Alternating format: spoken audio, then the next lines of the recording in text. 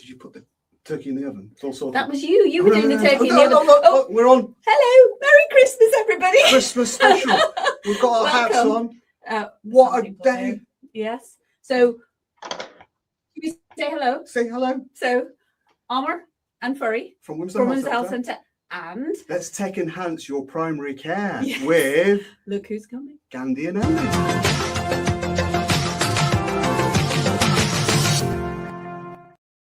Hello, hey! Merry Christmas! Merry Christmas, everyone. So welcome to eGPlearing, and as you can tell, we've had a slightly different start because we're really happy to be joined by Barry and Ahmed from Wilmslow Medical Practice. How are you guys doing that? Wilmslow Health Centre. Apologies, there we go. I've already got it wrong on the first go, but that's all right. How are we doing there, guys?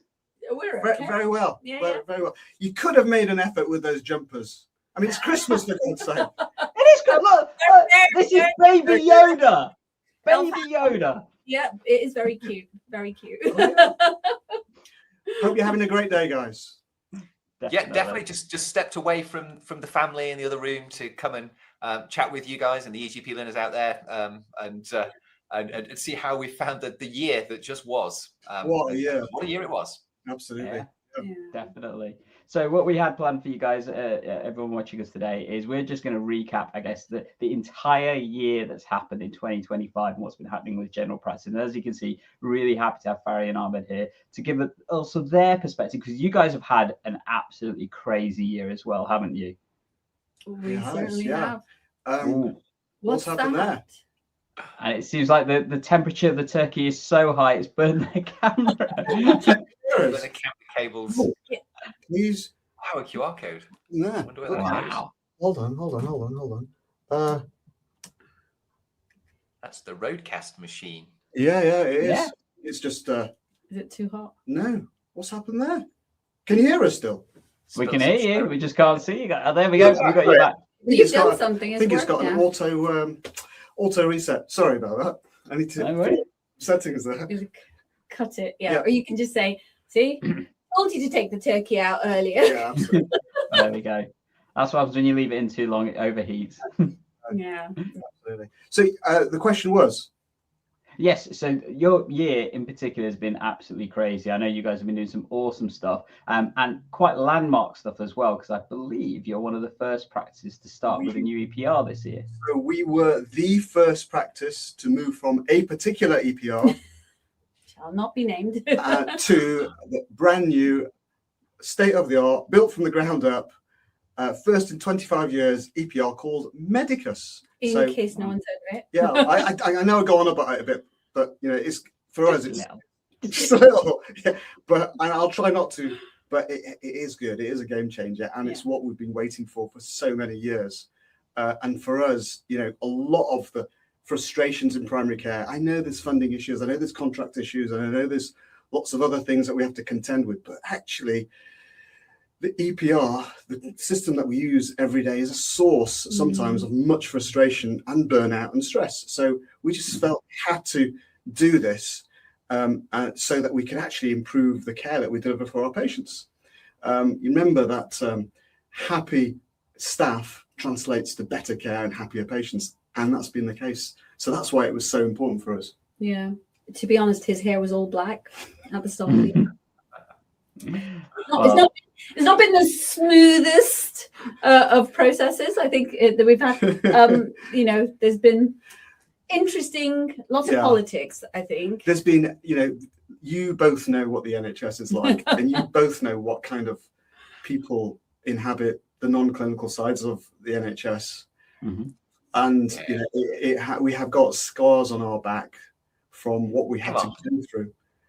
I've got loads of questions, but I've got three questions, because like whenever there's a big change, you kind of think about your stakeholders, don't you? And I guess you've got patients, you've got staff, and you've got like the rest of your system, you know, your ICB, the other practices in your primary care network. I'm just wondering kind of how it's gone with each of those stakeholders, maybe, you know, patients upwards, you know, how's it landed?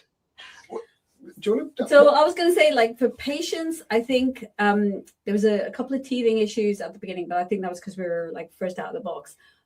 But it's been so good because, like, you know, one of the things that's a real bugbear is the pharmacy haven't had my prescription. Oh God.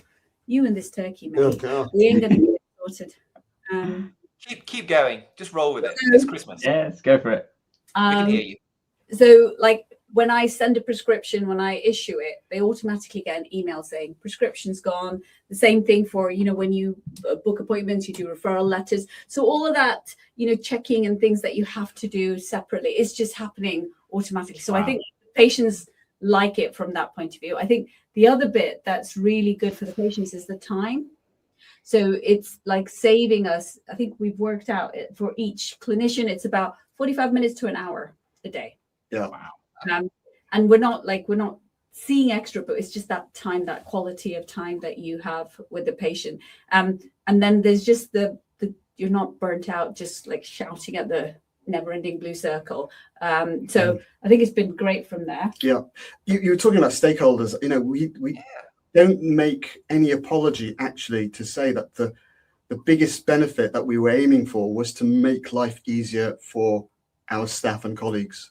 We know that translates into happier patients and better care. So, and that's what we've invested in. And it has been frustrating for a lot of people. There's been a lot of change, but actually I think it's paid off and is continuing to pay off. And just wait to see what they're going to do next year, because this is just bedding in right now. And I just think that it's going to transform the way that we look after our patients, both for the benefits of patients and for staff. Yeah, and I'm really sorry about the camera. We're talking and all the latest gadgets, and I can't even get the camera right. Get it right. Sorry. It's all right. So just before we get to Andy's next question then, you said in terms of navigating patients and stuff with email, question that I often get asked by lots of people, and I'd love to know your perspective with going to a predominantly email-based system. How have you convinced patients to use email as a method of communication outside of other kind of tools? Because there's some hesitancy out there from some patients in particular.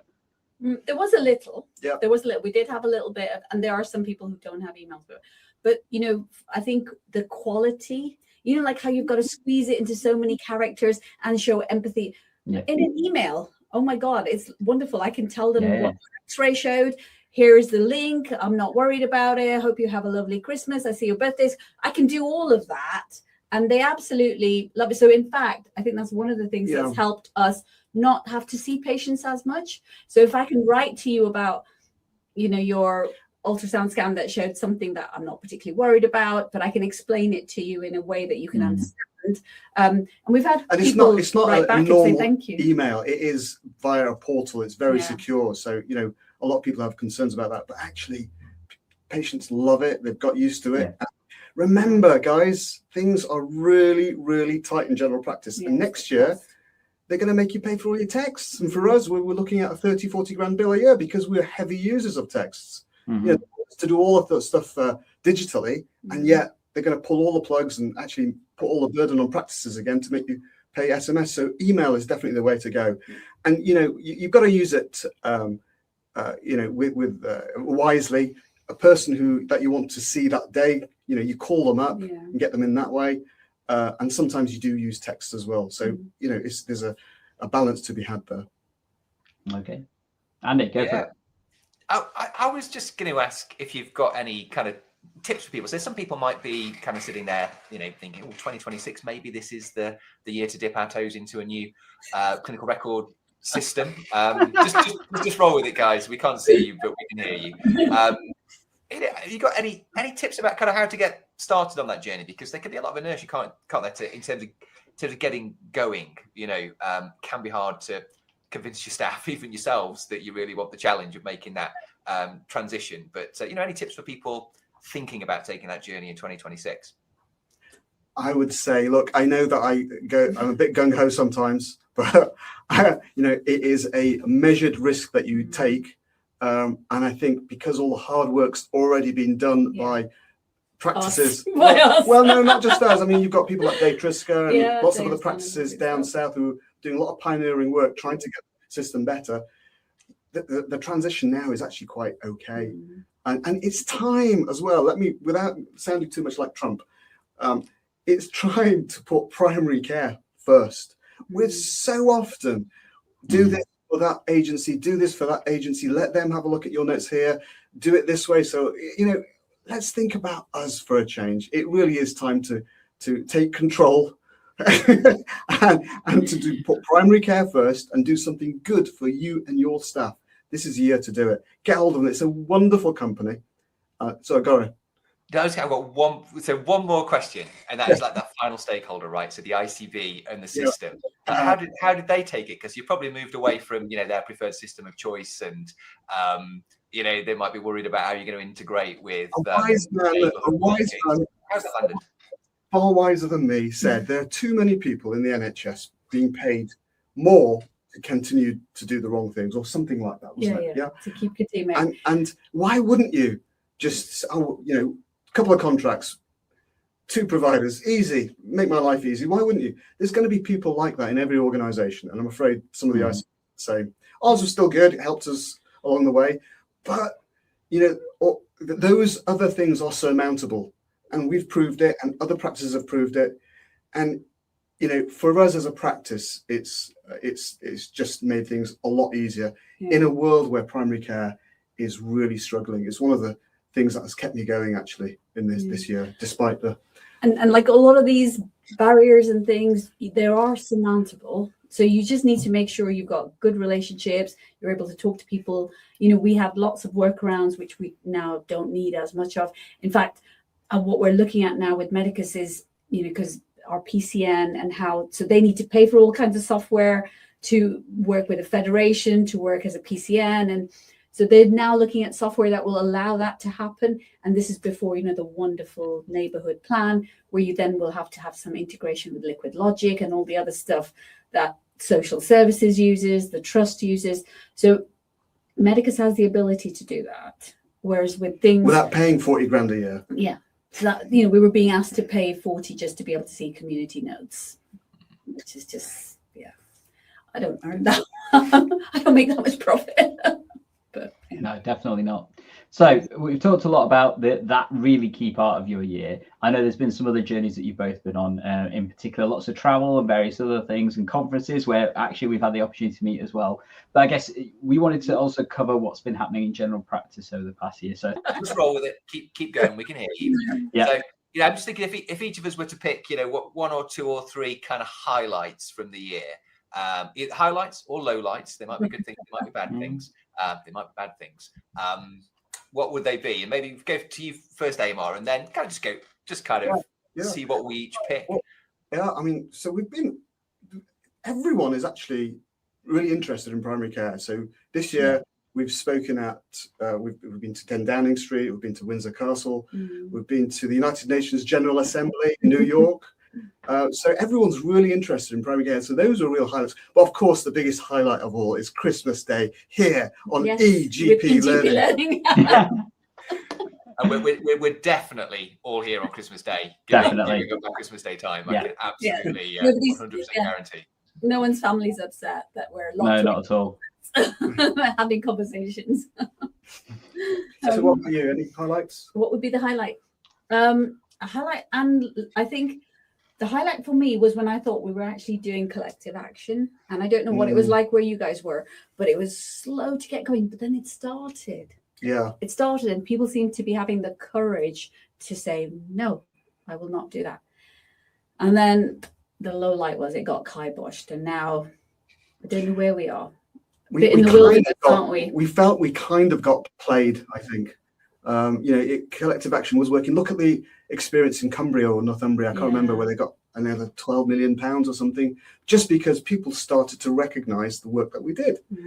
And it's something that we have to do. It doesn't compromise patient care. It's actually the reason we're doing it is that we want to have better care. It's just the system doesn't recognise all the hard work that we put in, keeps dumping work onto primary care and keeps wondering why it's collapsing. And then says that we're laggards and inefficient. So, it's time. It really is time. Please, guys, all the GPs out there, I'm not going to say go a spine because, stop. Just tell them to stop behaving like your camera. Just have spasms and not do anything. You've got so much potential. You care for your patients, yes, and you want general practice to succeed. You have to hold strong, and you have to actually take a bit of action sometimes. can't hide behind the sofa all the time. Otherwise, you're going to find that the general practice that we know is going to be destroyed. So do it for the patients. Do it for what you always said you do it for caring for people. General practice is going to die if we don't do something now. Come out from behind the sofa.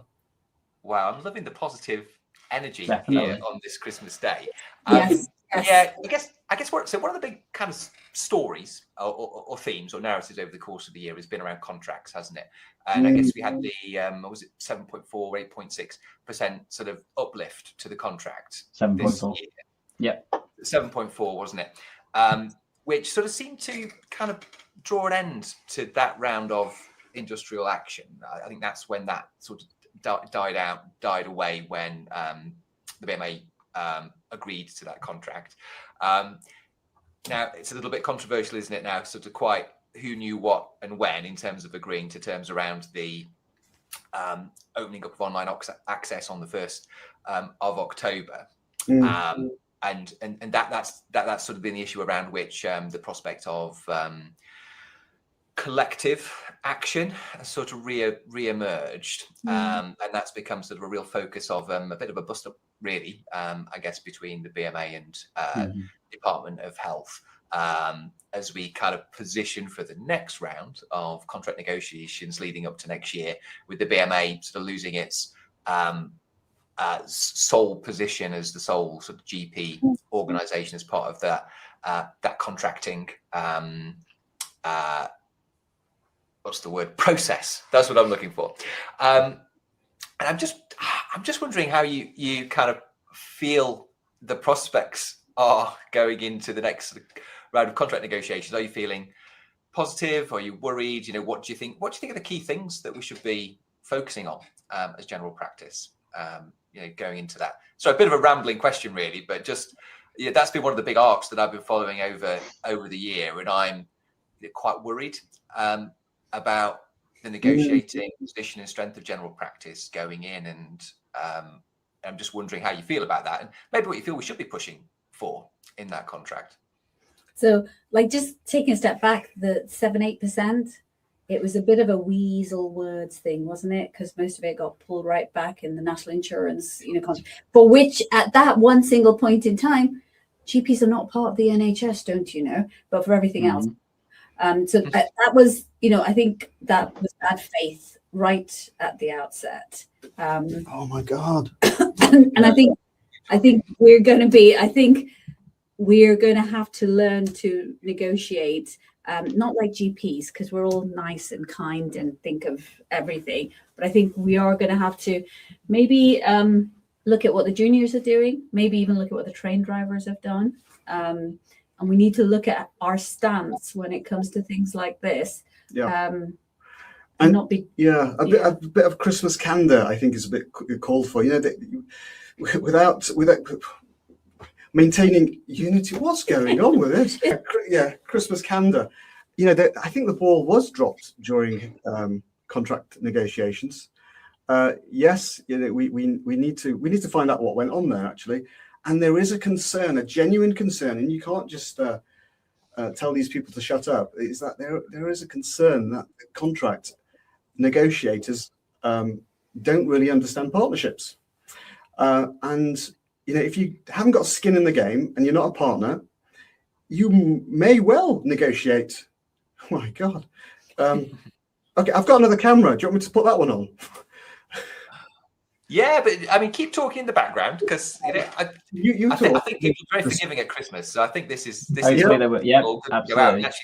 Actually quite comical in a Christmas way. So just let's keep the conversation going. I think maybe next year for Santa, you might need to ask for a new camera. I think so. You can only get a new camera if he's been a good boy.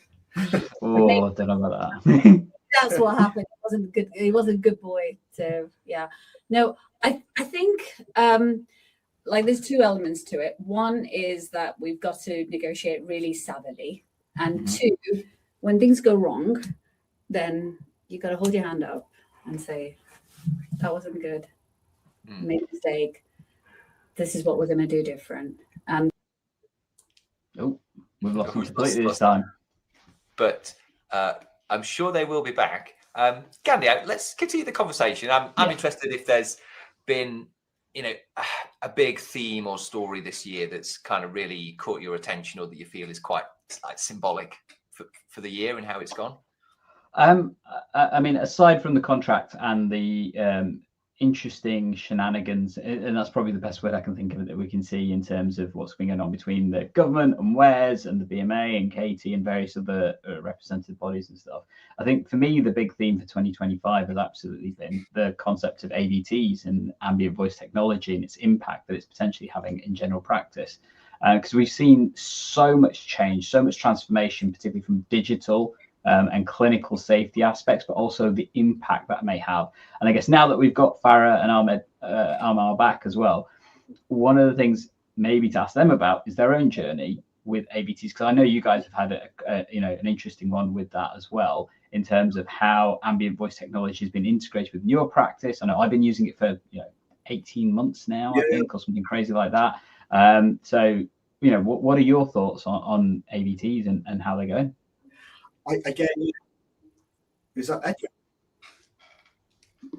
No, we're okay. Yeah, we're fine. We can hear you. Yeah, Can you hear? Fine. So AVT is one of the most transformative technologies in my of 25 years. I think you are clipping, Amar, I'm afraid. Yeah. Switch that one off. Maybe a bit close, maybe closer to the mic, or not quite No. sure. Gandhi, have you been finding AVS while they... AVT. So AVS is Amazon, I believe. AWS is Amazon, sorry. AVT is, so ambient voice technology for me has been absolutely transformative. It's been giving me time to spend with patients. It's allowed my head to be clearer. I do consult quicker because of it, because I don't have to worry about that cognitive load of trying to remember everything that I'm having to do. It does need to be used appropriately and safely, and that's one of the messages that I've absolutely been keen to share over the past year, particularly with voices like Keith Grimes and various other members and stuff. And at the practice, at Modality, we've integrated it really well. In fact, they won the partnership award, I believe it was the GP Awards, for technology integration between Heidi and the Modality practice. But for me, it is very much a case of a piece of technology that can be really powerful. But like most tools, if you use it correctly, it's great. It's always got the potential for damage if you don't use it correctly and don't approach it in the right way. It is no different to your hacksaw. You've got to use it right, otherwise it's going to cause you problems. And I can see Amar and Farah nodding away, and hopefully they're with us this time to join in. Question for all of you who are using it, because I'm not using AVT yet at the practice. But when I started using Google to find things, I found that I didn't remember things as well anymore, and that it actually, if you then took Google away from me, I couldn't remember certain things that I needed to know. I knew where to find them, but I couldn't remember. And so people worry about kind of like de-skilling a little bit with these technologies. It's one of the things that people say they're concerned about. Have you noticed anything like that? Any digital amnesia, digital dementia people talk about? I'm not sure that's the right term, but right, guys, we're going to get to our camera.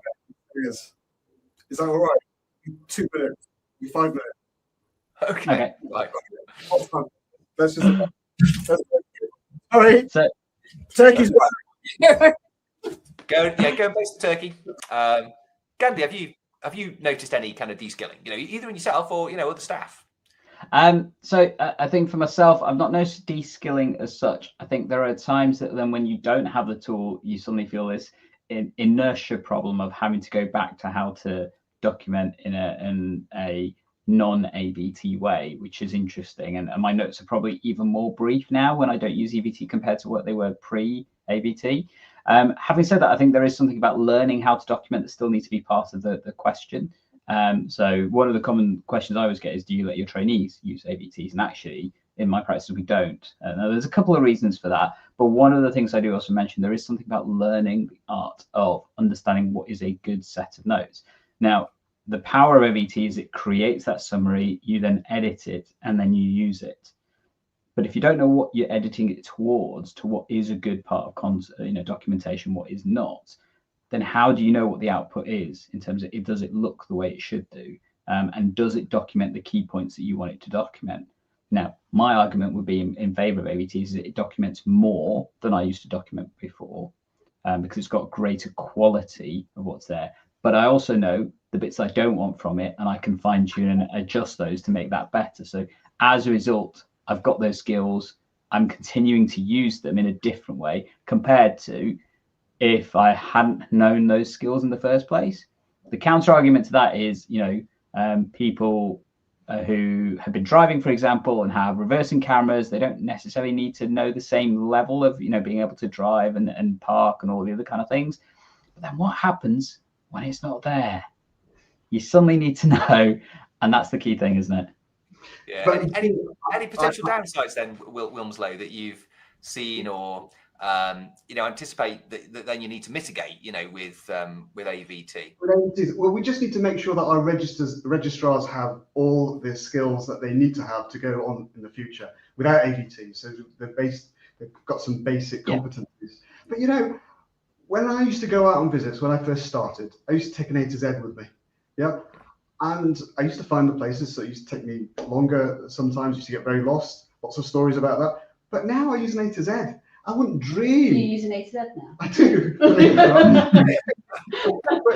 we wouldn't dream of saying to our registrars or our colleagues, "Oh no, you will get de-skilled if you don't use an A to Z. You need to use an A to Z to get to A to B." We are in 2025, coming into 2026. I have to think of that. And this technology, if used right, has the potential to change the face of our care in a positive way. For me, the cognitive load I've been relieved of is huge. I'm running to time. The patients love the consultations. My PSQs have gone through higher than they have ever been, and they're always very good, by the way. So I'm as long as we've got all the safeguards in place, I think it's a great thing. And Gandhi knows that there's loads of work going on in the background to make sure that these are implemented safely. Okay, right. I'll take the message. I'm sounding like my dad on this one. I should get with the kids and start using AVT. Well, it's like we made all our kids learn how to drive with a stick shift, gear, and like the new electric cars, they're just making that redundant, aren't they? So we do maybe need to think. Yeah. Is that a skill that's absolutely necessary? So. Absolutely. So, any other big stories this year that have kind of struck you guys that might be, kind of emblematic? When we look back in 10 years' time at 2025, anything else that's been happening in our sector that you think might prove to be significant? I think we've talked about AVTs, but I'm looking at where all of this tech's going to go to in the future. Mm-hmm. And speak to visionaries like Dave Triska, for instance, and all the people at Heidi and at Tortoise and at Medicus. The potential for this kind of AI to really put our consultations and care on steroids. It's we're talking about deep integration of AI.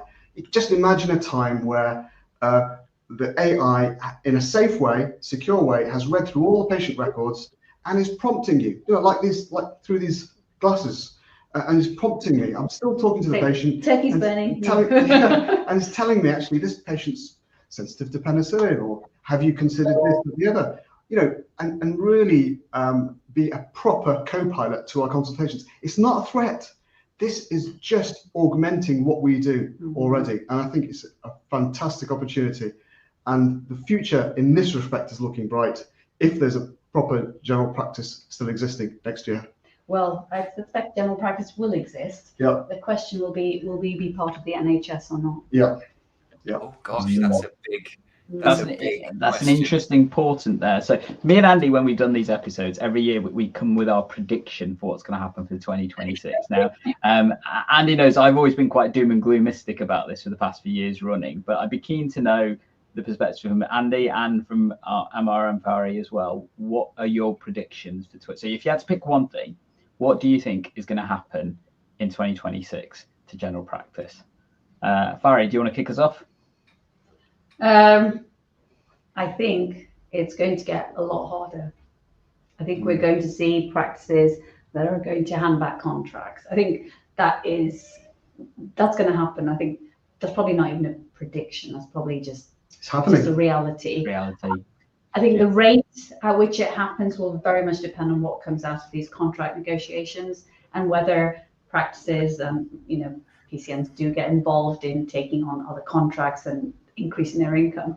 And I think we will actually see more people choosing to look at doing more private services just to keep their business, thriving or surviving. Actually, forget thriving. So. Yeah. Ooh, intriguing. So normally that's the one I come up with. So you stole mine. Yeah.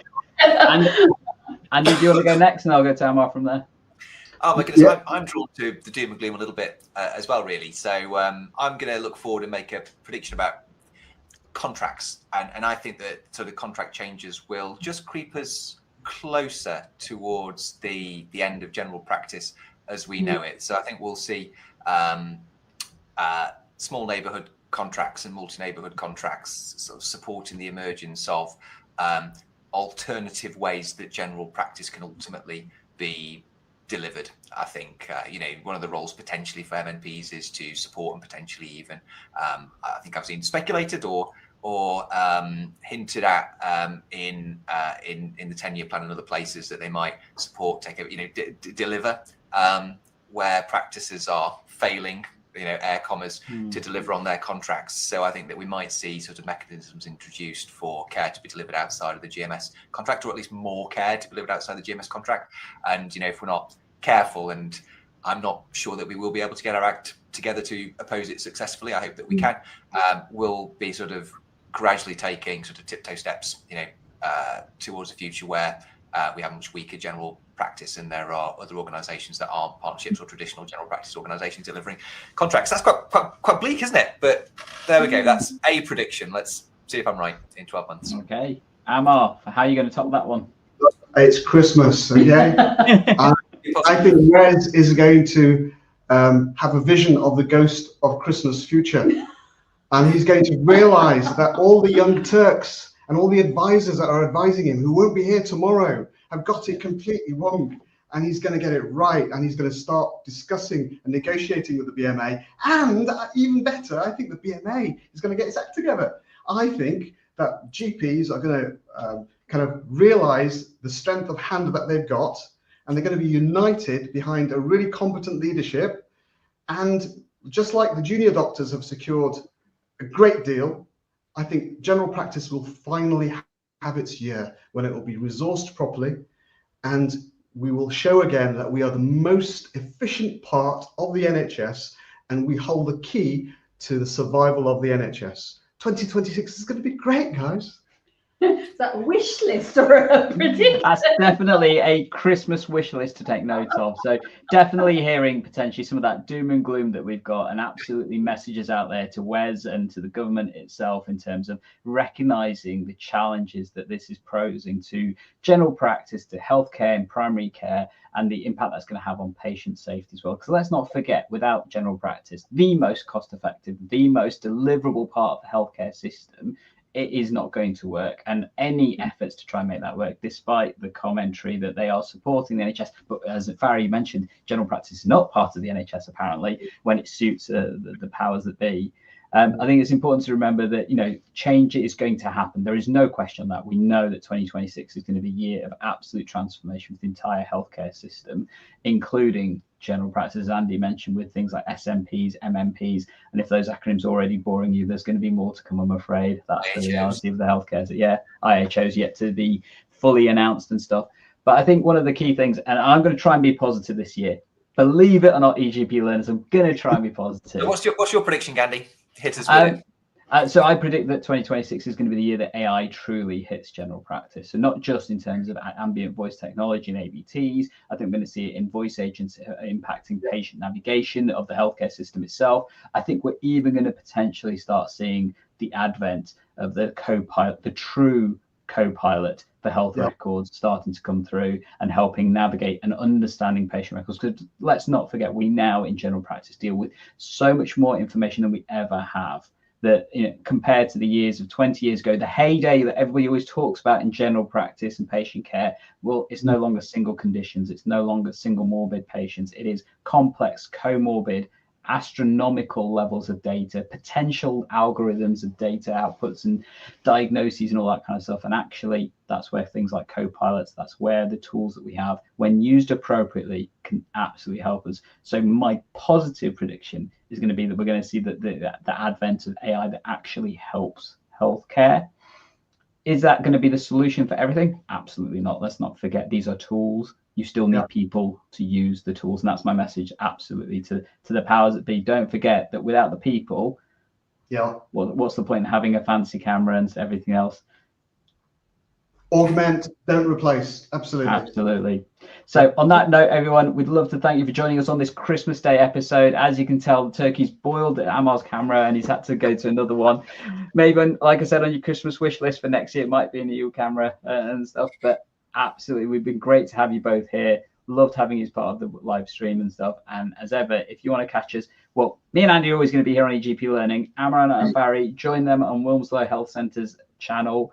Links to that will be down below. And as ever, Wilmslow GP, one word, like and subscribe. And as ever, we'll be here to tech and answer primary care and learning, and we'll catch you in 2026.